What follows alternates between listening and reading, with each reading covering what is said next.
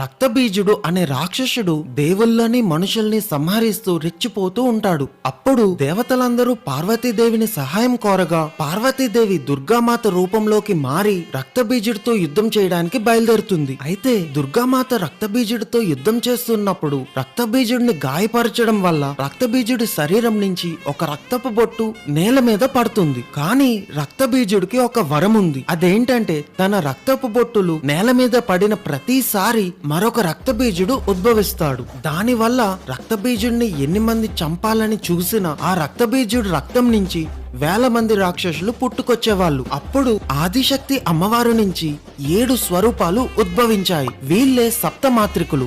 ఈ సప్తమాత్రికుల్లో ఒకరే వారాహి దేవి. ఈ వారాహి అమ్మవారిని కేవలం రాత్రిపూట మాత్రమే పూజిస్తారు.